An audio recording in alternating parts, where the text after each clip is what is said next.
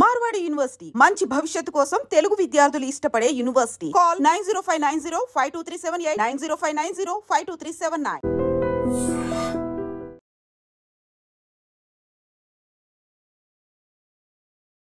22వ తారీఖున జరిగినటువంటి ఉగ్ర దాడికి ప్రతీకారం తీర్చుకుంది భారతదేశం కూడా. సో ఈ రోజు very very good morning for all the Indians అనుకోవచ్చు. ఆపరేషన్ సింధూర్ తెల్లవారి లెవ్వగానే ఆపరేషన్ సింధూర్ స్టార్ట్ చేసేసాం. సో ఒక రకంగా చెప్పాలంటే ప్రతీకారం తీర్చుకున్నాం అని అనుకోవచ్చు. ఫస్ట్ రియాక్షన్ నేనైతే తెలుసుకోవాలనుకుంటున్నాను ఫారూక్ షుబ్లీ గారి నుంచి, మైనార్టీ పరిరక్షణ committee member as well as social worker also. Sir నమస్తే సార్. నమస్తే అమ్మా. Yes sir. సార్ మార్నింగ్ లేవగానే ఫస్ట్ మీరు చూసినటువంటి వార్త ఇదేగా, ఆపరేషన్ సింధూర్. జై హింద్. Yes sir. జై జై హింద్. హింద్. జై జై Hind. Hind. Jai Hind. Jai Hind. Yes sir, exactly. We are very much proud to be an Indian, and we are very much proud of our Indian Army, and thank you to Indian Army and thank you to Indian government. ఎందుకంటే తల్లి మనస్ఫూర్తిగా thank you. ఎందుకు మనస్ఫూర్తిగా thank you అంటే ఆ 25 మంది భారతీయులు, ఆ ఒక్క నేపాల్ అతను మొత్తం 26 మంది అమాయకులను పొట్టన పెట్టుకున్న తర్వాత వాళ్ళు మీకేమైనా అవుతారా, నాకేమైనా అవుతారా? ఎందుకు ఈ రోజు మేము ఆనందంగా ఉన్నాం? మా అందరికి ఉన్నటువంటి రిలేషన్ ఏంటంటే భారతీయులం అన్న ఒక రిలేషన్ మనకు అందరికి ఉంది. మేమందరం ఇండియన్స్ అన్న ఒక రిలేషన్ ఉంది. ఆ 26 మందికి అన్యాయం జరిగితే మేమందరం కూడాను నిద్రాహారాలు మానేసాం. మాకు ఎంతో బాధ వేసింది. ఈ రోజున ఎలా ఉందంటే నా సొంతంగా నాకు ఏమైనా అన్యాయం జరిగిన తర్వాత ఆ ప్రతీకారం తీర్చుకున్న తర్వాత ఏదైతే సాటిస్ఫాక్షన్ ఉంటుందో అటువంటి సాటిస్ఫాక్షన్ లో ఈ రోజున మేము ఉన్నాం. ఎందుకంటే ఆ 26 మందికి సరి అయిన న్యాయం జరిగింది. వారికి డబ్బు ఇచ్చినా గానీ, ఇంకేమి ఇచ్చినా గానీ న్యాయం జరగదు. ప్రతీకారం మాత్రమే సరి అయిన న్యాయం. ఆ ప్రతీకారం ఈ రోజున ఇండియన్ ఆర్మీ తీర్చుకుంది కాబట్టి హ్యాట్స్ ఆఫ్ అండ్ సెల్యూట్ చేయాల్సినటువంటి అవసరం ఎంతైనా ఉంది. సార్ ఆపరేషన్ సింధూర్ దీనిపైన మీ ఒపీనియన్ ఏంటి సార్? అది పెట్టాల్సిందేనా అంటారా? నువ్వు హిందువా ముస్లింవా ఇంకొక పని చేసి కలమా చదవమని చెప్పేసి కేవలం కేవలం కేవలం పురుషుల్ని మాత్రమే చంపినటువంటి ఈ దుర్మార్గులు ఏదైతే సింధూరం ఉందో, నా ఆడబిడ్డల యొక్క సింధూరం ఏదైతే ఉందో, నా సోదరి మండలి యొక్క సింధూరం ఏదైతే ఉందో దాన్ని తుడిచివేసే ప్రయత్నం చేశారు. చాలా సింబాలిక్ గా, చాలా సెంటిమెంట్ గా మరియు హృదయానికి హత్తుకునే విధంగా ఆపరేషన్ సింధూర్ అనేది రాబోయే తరాలు గుర్తుంచుకుంటుంది. పాకిస్తాన్ మాత్రమే కాదు, ప్రపంచం మొత్తం కూడాను మన భారతదేశ మహిళలతో ఏదైనా అన్యాయం జరిగితే కనుక పాకిస్తాన్ కాదు, మొత్తం ప్రపంచం కూడాను దీనికి, ఈ యావత్తు ప్రపంచం ఉన్నంత వరకు కూడాను ఈ ఆపరేషన్ సింధూర్ అనేది చరిత్రలో చిరస్థాయిగా నిలిచిపోతుంది. అందులో ఎటువంటి అనుమానం లేదు. సార్. సార్ అందరు అనుకున్నారు సర్జికల్ స్ట్రైక్, మరో సర్జికల్ స్ట్రైక్ జరుగుతుందేమో మేబీ అని అందరు అనుకున్నారు సార్. అండ్ ఈ రోజు కూడా ఒక మాక్ డ్రిల్ దేశవ్యాప్తంగా ఒక 200 పైచిలుకు ప్రాంతాల్లో మాక్ డ్రిల్ కూడా మనం యాక్చువల్లీ అరేంజ్ చేసుకుని ఉంటుంది. ఇప్పుడు క్యాన్సిల్ చేసేసారు సార్ మాక్ డ్రిల్ కూడా. సో మాక్ డ్రిల్ అయ్యాక మేబీ రేపో ఎల్లుండో మేబీ ప్లాన్ చేస్తారేమో అని అందరు అనుకున్నారు సార్. బికాస్ ప్రిపేర్డ్నెస్ మన దగ్గర అవసరం కాబట్టి అది ప్రిపరేషన్ అంత అయ్యాక మేబీ జరగచ్చేమో అనుకున్నారు సార్. కానీ వెరీ స్ట్రాటజిక్ మూవ్ సార్. ఇక్కడ గమనించాల్సింది ఏంటంటే సార్, ఇండియన్ ఆర్మీ చాలా స్ట్రాటజిక్ గా మీరు చెప్పినట్టుగా ఎక్కడ కూడాను పాకిస్తానీ సివిలియన్స్ పై కానివ్వండి, లేకపోతే కనుక పాకిస్తాన్ ఆర్మీపై కానివ్వండి, అంటే మేము వార్ కోరుకోవట్లేదు అన్న ఒక ఇండైరెక్ట్ సిగ్నల్ ని చాలా స్పష్టంగా ప్రపంచానికి చాటి చెప్పింది ఇండియన్ ఆర్మీ. అదేంటంటే ఏ రకంగా అయితే వాళ్ళు సివిలియన్స్ ని ఇక్కడ చంపారో ఎక్కడ కూడాను సివిలియన్స్ ని చెప్పలేదమ్మా. ఏదైతే ఉగ్రవాద స్థావరాలు ఉన్నాయో ఆ ఉగ్రవాద స్థావరాలను మాత్రమే టార్గెట్ చేయడం జరిగింది. 9 ప్రాంతాల్లో టార్గెట్ చేశారు. 9 ప్రాంతాల్లో టార్గెట్ చేశారు. అందులో నుంచి 5 వచ్చేసి పాక్ ఆక్యుపైడ్ కాశ్మీర్ లో ఉన్నాయి. దాని తర్వాత 4 వచ్చేసి పాకిస్తాన్ లో ఉన్నాయి. పాకిస్తాన్ లో బహ్లావల్పూర్ మరియు అదేవిధంగా మురాద్, అదేవిధంగా సియాల్కోట్, ఈ ప్రాంతాల్లో దాడి చేసి దాదాపు 90 మందిని వీరందరూ కూడాను ఎవరైతే ఉగ్రవాదులు ఉన్నారో వారిని మటుమాయం చేసినటువంటి పరిస్థితి.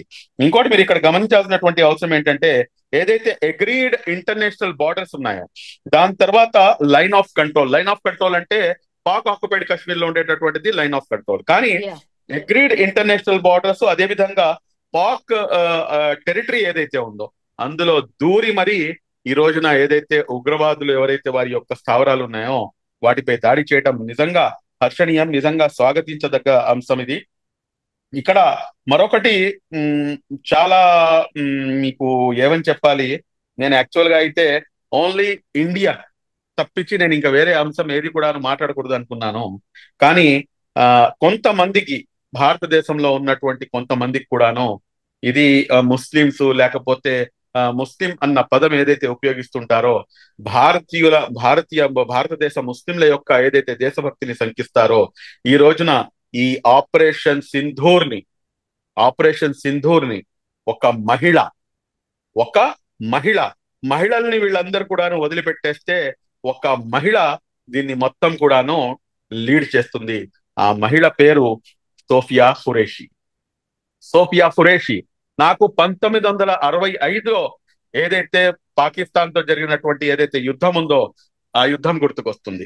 1965లో బ్రిగేడర్ ఉస్మాన్, నేను ఆయన్ని మర్చిపోలేను. ఎందుకంటే ఈ భారతదేశ ముస్లింలు స్వాతంత్రానికి ముందు, స్వాతంత్రం కోసం, స్వాతంత్రం తర్వాత కూడాను ప్రాణాలు అసూలు బాసినటువంటి చరిత్రలో కర్నల్ బ్రిగేడర్ ఉస్మాన్ మొదటి వరుసలో ఉంటారు. బ్రిగేడర్ ఉస్మాన్ గారు అప్పుడు పాకిస్తాన్ తో జరిగినటువంటి యుద్ధంలో పాకిస్తాన్ ఆయనకి ఆఫర్ ఇస్తుంది. ఏమని చెప్పేసి అంటే, మీరు పాకిస్తాన్ ఆర్మీ చీఫ్ గా మీరు రండి, మీరు మేము భాయిలం, మీరు మేము ముస్లింలం, కాబట్టి మీరు ఇటువైపు వచ్చేయండి అని చెప్తే లెఫ్ట్ లెగ్ తో తన్ని ఆయన తన ప్రాణాలు, ఈ దేశం కోసం ప్రాణాలు త్యాగం చేసినటువంటి బ్రిగేడర్ ఉస్మాన్ ఆ రోజున పాకిస్తాన్ పై జరిగినటువంటి యుద్ధంలో మేము గెలుపు సాధించిన దాంట్లో అతని యొక్క పాత్ర మర్చిపోలేంది. ఈ రోజున సోఫియా ఖురేషి గారికి నిండు 100 ఏళ్లు ఆయుష్ ప్రసాదించాలని చెప్పేసి సోఫియా ఖురేషి గారి యొక్క తండ్రి గారు, దాని తర్వాత వారి భర్త తాజుద్దీన్ ఖురేషి గారు కూడాను కర్నల్ గా ఆయన భారతదేశ ఆర్మీలో సేవలు అందిస్తున్నారు. ఎస్ సార్ ఎక్కడ శంకించట్లేదు సార్. కొంతమంది అటు ఇటుగా మాట్లాడుతుంటారు కాబట్టి వాళ్ళకి సంబంధించి ఏమో క్లారిఫికేషన్ ఇచ్చినారు అనుకుంటా, నాకు తెలిసి. I'm sure sir actually Hafiz Saeed sir ఆయన చనిపోయాడు అని అనుకుంటున్నారా మీరు కూడా? అంటే ఒకటి సార్ అంత ఈజీగా చనిపోతాడా? నాకైతే ఏమో సార్, నాకైతే డౌటే. లేదమ్మా, నాకు కూడాను డౌటే. ఎందుకంటే హఫీజ్ సయీద్ అంత తొందరగా చిక్కుతాడా అంటే గనక నాకు తెలిసినంత వరకు మీ మాటతో నేను కూడా ఏకీభవిస్తున్నాను. కానీ 90 మంది ఉగ్రవాదులు ఎవరైతే చనిపోయారో ఇందులో ఖచ్చితంగా ఏంటంటే కొంతమంది పెద్ద తలకాయలు ఉండే అవకాశం ఉంది అని చెప్పేసి వస్తున్నటువంటి వార్తలు. అది కనుక జరుగుంటే కనుక నిజంగా దాన్ని మనం స్వాగతించాల్సినటువంటి అంశమే. కానీ ఇక్కడ మనం గమనించాల్సిన ఇంకో అంశం ఏంటంటే, ఈ రోజున పాకిస్తాన్ మీడియా మీరు ఇప్పుడు గమనిస్తే కనుక గగ్గోలు పెడుతుంది. అదేంటంటే మొత్తం కంప్లీట్ గా ఫాల్స్ ఇన్ఫర్మేషన్ ని, తప్పుడు ప్రచారాన్ని ప్రజల్లోకి తీసుకెళ్లే ప్రయత్నం చేస్తుంది. అదేంటంటే పాకిస్తాన్ సివిలియన్స్ పై దాడి చేసింది, కానీ వాస్తవానికి వీరు తిరిగి ఏదైతే అటాక్ చేశారో అందులో ఇప్పుడే నాకు వచ్చినటువంటి సమాచారం, నేను ఇందాకే చూసింది, 10 మంది జమ్మూ కాశ్మీర్ కి చెందినటువంటి మన భారతీయులు వాళ్ళు ప్రాణాలు కోల్పోయారు, సివిలియన్స్ ప్రాణాలు కోల్పోయారు అని చెప్పేసి.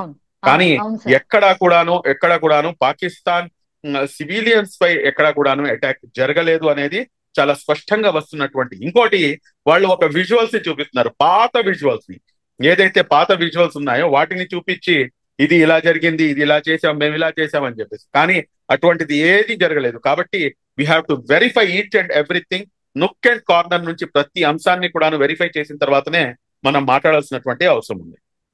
మనం స్పష్టంగా చెప్తున్నాం కదా సార్, ఉగ్ర స్థావరాలు ఎక్కడైనా ఉన్నాయో అక్కడే మనం టార్గెట్ చేసాం. ఆ స్థావరాలే మా లక్ష్యము, ఉగ్రవాదాన్ని నిర్మూలించడమే మా మెయిన్ లక్ష్యం. మేము టార్గెట్ చేసింది కూడా అదే. మనం చాలా క్లియర్ గా చెప్తున్నాం, అట్లాగే క్లియర్ గా ఉన్నాం కూడా. అయినా సరే ఈ దొంగ బుద్ధి ఎందుకు మార్చుకోదు పాకిస్తాన్? ఎందుకు ఇట్లా సార్? ప్రజలు చూడరా? మన మీడియాను చూడరా? మనం ఏం మన చెప్తున్నామో మన చూడరా? మీడియాని చూడటం కాదమ్మా, అక్కడ ఉన్నటువంటి పరిస్థితులు మీరు గమనిస్తే కనుక మీరు అసలు అక్కడ ప్రజలు, అక్కడ లోకల్ గా సిటిజన్ అంటే ప్రజలు ఎవరైనా కానీ ఆ సివిలియన్స్, నార్మల్ సివిలియన్స్ వాళ్ళు ఏం చేస్తారు, వాళ్ళు అక్కడ కూడాను మంచి వాళ్ళు ఉంటారు. Yeah. కానీ ఇక్కడ మనం గమనించాల్సిన అంశం ఏంటంటే పాకిస్తాన్ యొక్క ఆర్థిక వ్యవస్థ అత్యంత దారుణమైనటువంటి ఆర్థిక వ్యవస్థ. ఈ రోజున ఆర్థిక సంక్షోభంలో పాకిస్తాన్ కొట్టుమిట్లాడుతుంది. మీరు అవును. చూసుకుంటే గనక అక్కడ కేజీ చికెన్ వచ్చేసి, ఇక్కడ మటన్ రేట్ మన భారతదేశంలో ఎంతైతే మటన్ రేట్ ఉందో అక్కడ చికెన్ రేట్ 840 రూపాయలు ఉంది. అవును బియ్యం సార్. వచ్చేసి 340 రూపాయలు ఉంది. మనకి 50-60 రూపాయలకి మంచి రక బియ్యం వస్తాయి. అదే విధంగా అవును. మీరు చూసుకుంటే కనుక కోడిగుడ్లు 332 రూపాయలు, అదే విధంగా మిల్క్ 224 రూపాయలు, టొమాటోస్ 150 రూపాయలు, పొటాటోస్ 105 రూపాయలు. ఇటువంటి దారుణమైనటువంటి ఆర్థిక వ్యవస్థలో కొట్టుమిట్లాడుతున్నటువంటి పాకిస్తాన్ దీని నుంచి బయటపడాలంటే కనుక దీనికి తిరిగి దాడి చేస్తుందా అంటే దాడి చేసేంత దమ్ము ధైర్యం లేదు. ఎందుకంటే మీకు ఒక చిన్న సర్వే ఒకటి చెప్తాను నేను మీకు. Yeah, మొత్తం sir. ప్రపంచ వ్యాప్తంగా చూసుకుంటే కనుక మీకు సిప్రి సర్వే అని చెప్పేసి ఒకటి ఉంటుంది. Stockholm International Peace Research Institute అంటారు. అంటే వారి యొక్క దేశ భద్రత కోసం ఏ దేశాలు ఎంతెంత ఖర్చు పెడుతుంది అని చెప్పేసి Yeah. ఈ సర్వే తెలిపేది. ఇందులోంచి అందరికన్నా మొదటి స్థానంలో అమెరికా ఉంది. ఆ అమెరికా వచ్చేసి తన జీడిపి నుంచి 37% వాళ్ళు ఖర్చు పెడుతున్నారు. అదే విధంగా మీరు చూసుకుంటే కనుక 2-3 స్థానాలు అలా ఉన్నాయి. బట్ 5వ స్థానంలో మన భారతదేశం ఉంది.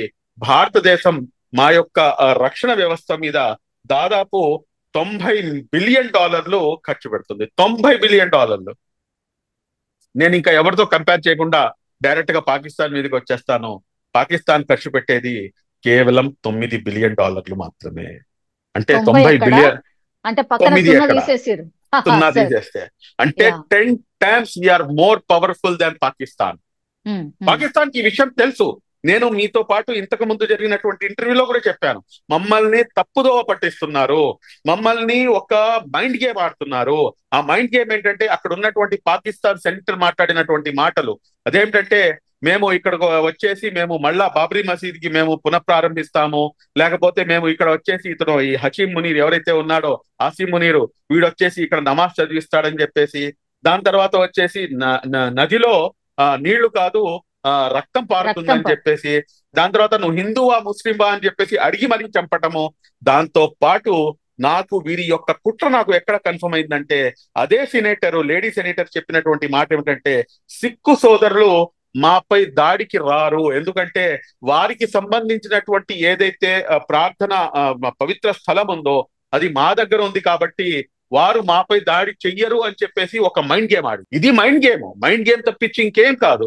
ఈ మైండ్ గేమ్ ని తిప్పికొట్టాలంటే కనుక యాజ్ ఏ ఇండియన్ గా మేము దాన్ని తిప్పికొట్టాలి, అంతేగాని మేము ఇక్కడ కూర్చొని హిందూ ముస్లిం చేసుకుంటూ కూర్చుంటే కనుక అది ఏదైతే కుట్ర పన్నిందో పాకిస్తాను, ఆ కుట్రలో మేము భాగస్వాములు అవుతాము అని చెప్పేసి నేను డే 1 నుంచి చెప్పొచ్చాను.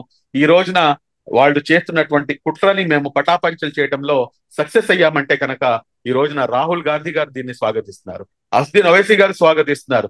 Any person irrespective of caste, creed, religion, political party, every Indian, we are as Indians, we are been with our government, with our Indian army, undoubtedly. Lesson నేర్చుకుందా పాకిస్తాన్? లెసన్ నేర్చుకుందా లేకపోతే తిరిగి ఏమైనా చేయబోతుందా?